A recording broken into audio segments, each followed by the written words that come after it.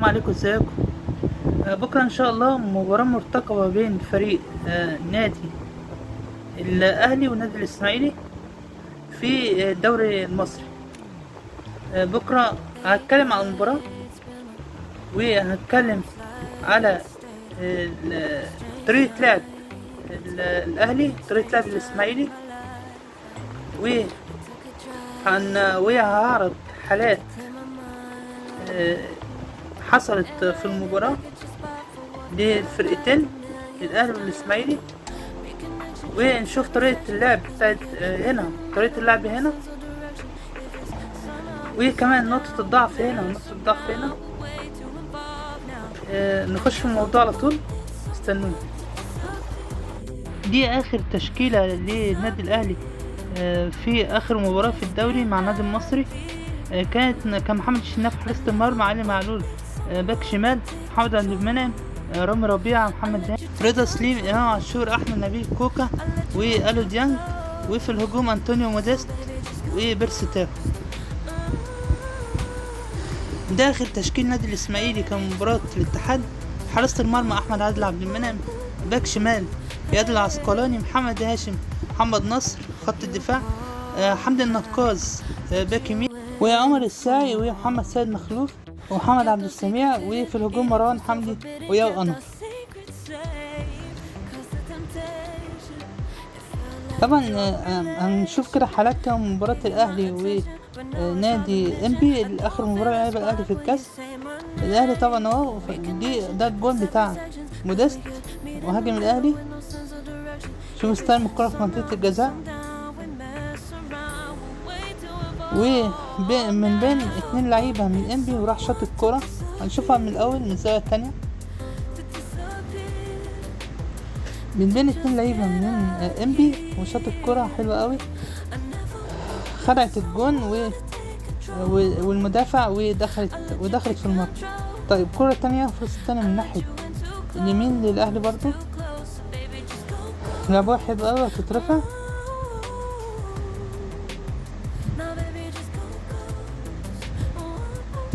اهو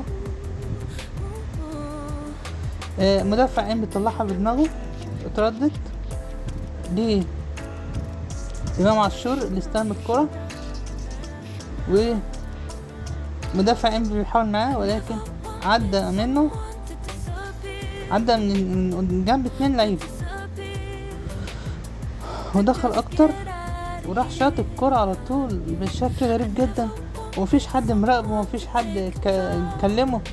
اندفاع انبي وشاط الكرة حلو قوي على شمال الجون.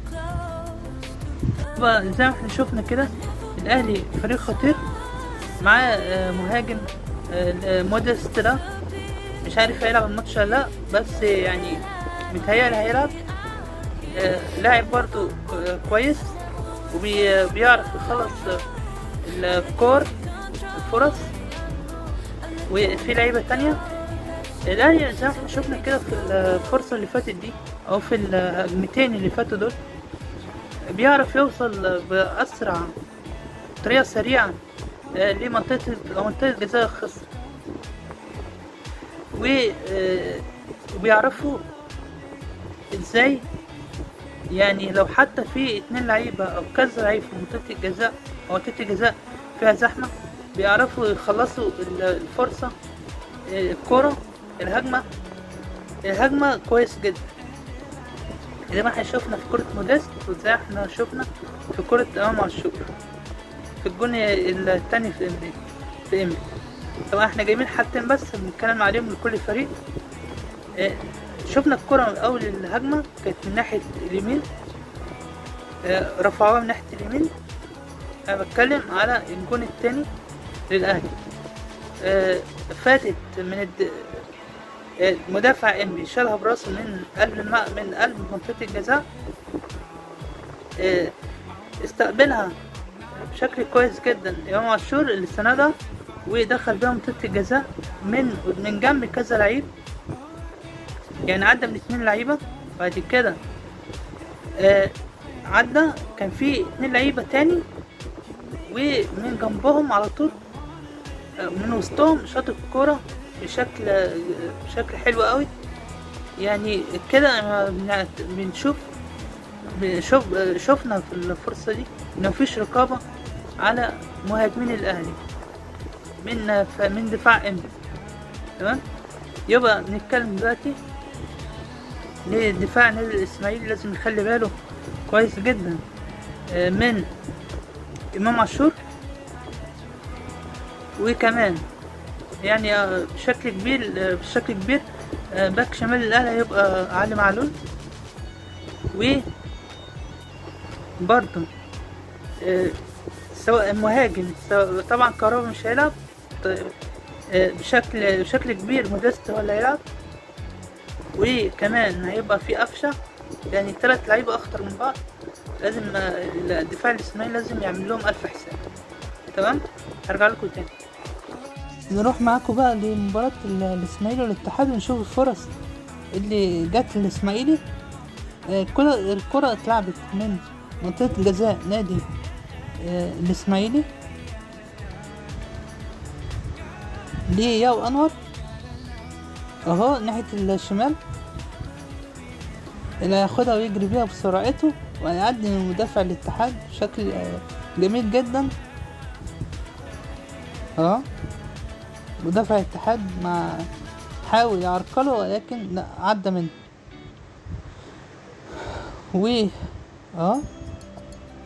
سريع قوي يا انور، يمتاز بالسرعة،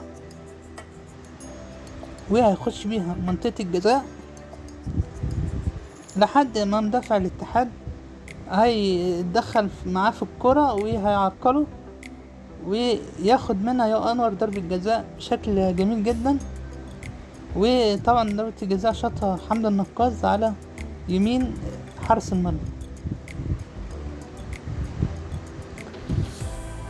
طبعا المباراة دي انتهت 3-1 لصالح الاسماعيلي. شوف الجول اللي دخل في الاسماعيلي ونشوف الاخطاء الدفاعية اللي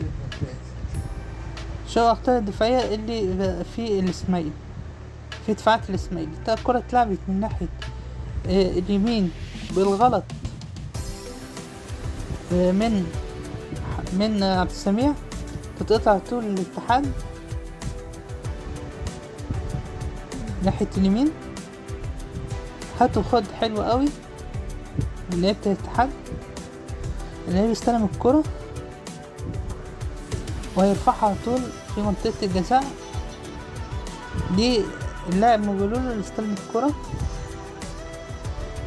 وهيلف بيها زي ما انتم شايفين كده. هيعدل نفسه الاول وبعد كده هيلف بالكرة كام لعيب واقف من الاسماعيلي، ورغم كده وبلولو يعني هيشوط الكرة بشكل مستريح. شوف شاط الكرة من قدام كام لعيب، قدام 3 لعيبة، وفي لعيبة واقفة يعني ما بتعملش حاجة. يعني هدف الصراحة يعني في عيب كبير من مدافعين نادي الاسماعيلي، عشان كل المدافعين دول موجودين في منطقة الجزاء والكرة برضو تخش جوه، وبيقولوا اتصرف فيها حلو اصلا. طيب الجون الاسماعيلي التاني من ناحية اليمين، اللعيب دخل بيها منطقة الجزاء وعملها بالعرض لعبد الرحمن مجدي، اللي شاط على طول برجليه الشمال على يمين حارس المرمى. جون جميل قوي للاسماعيلي. دلوقتي هنتكلم عن النادي الاسماعيلي يمتاز بالكرات الطولية من منطقة جزاؤه للمهاجم ياو انور، اللي بيمتاز بالسرعة. شفنا ده في الهدف الاول لنادي الاسماعيلي اللي خد بيها ضربة جزاء، عدى بيها حلو قوي بسرعته وخد بيها ضربة جزاء. الهدف الثاني والثالث من كرة عرضية من ناحية الشمال، وبيستغلوا الفرصة، بيستغلوا الكور دي حلوة قوي، وبيعرفوا يحرزوها الأهداف. ده اللي شفناه في الجون الثاني والجون الثالث. طبعا اياد العسقلاني كان النجوم ماتش اللي فات النادي الاسماعيلي، وبرضه عبد الرحمن مجدي. ونجم اللقاء الاول كان ياو انور.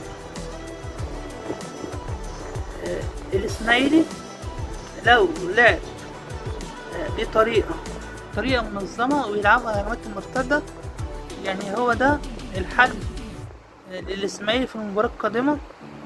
لأن احنا شفنا الإسماعيلي في أول مباراة قدام زد ما هجمش كتير، مراحش على جون الخصم كتير، وكان الفريق الخصم هو الأكتر شراسة عليك.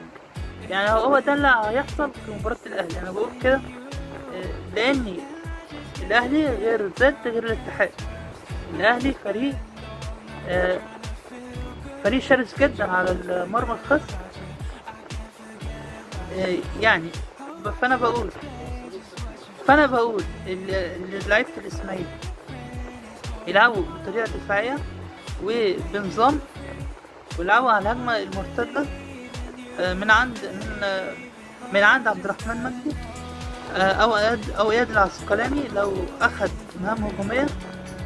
وياو أنور طبعا هيبقى المهاجم الوحيد من الإسماعيلي اللي يقدر الإسماعيلي نستغل بيه أي فرصة ويحرز أهداف للنادي الإسماعيلي. تمام.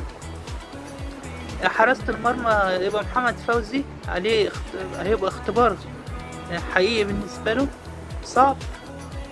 لازم لعيبة الدفاع تساندوا في هذه المباراة وتدافع بشكل كويس. أي هجمة ما يبقاش في حمل على الجون كتير، يعني ما يرجعوش الكرة كتير ليه. تمام. وإن شاء الله أتمنى التوفيق المباراة دي وللدفاع والنادي الإسماعيلي عامة إن شاء الله، يعني مباراة كويسة جدا. تمام. خليكم معايا. ده إحصائيات مباراة الأهلي والمصري. التسديدات الأهلي 22، المصري 6. تسديد على مرمى الأهلي 7، المصري 1. الاستحواذ 54% الأهلي، 46% للمصري. هنا هنلاقي نسبة الاستحواذ للأهلي قريبة للنادي المصري، 54-46. كده الأهلي في المباراة دي كسب 4-0. فإذا الأهلي بيمتاز بالاستحواذ القوي على الخصم، وكمان باستغلال الفرص بشكل كبير جدا. وبعد كده هنروح لإحصائيات مباراة الإسماعيلي والاتحاد. التسديدات 9 للإسماعيلي، الاتحاد كانت 11.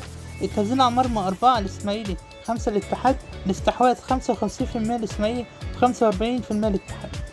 برضو نسبة الاستحواذ بين الفرقتين كانت متقاربة جدا، والفرص كمان نلاقي الاتحاد أزيد من الإسماعيلي بقليل. التسديد على المرمى كان الاتحاد برضو أكتر من الإسماعيلي بقليل. الفيديو أتمنى لكم مشاهدة ممتعة للمباراة غدا إن شاء الله. والفريق الأحسن هو اللي هيكسب، لو كان الأهلي أو الإسماعيلي. الكرة مكسب وخسارة. وشكرا لكم، ولو الفيديو عجبكم دوسوا لايك واشتركوا في القناة وضغطوا على زر الجرس عشان كل جديد يوصلكم. شكرا.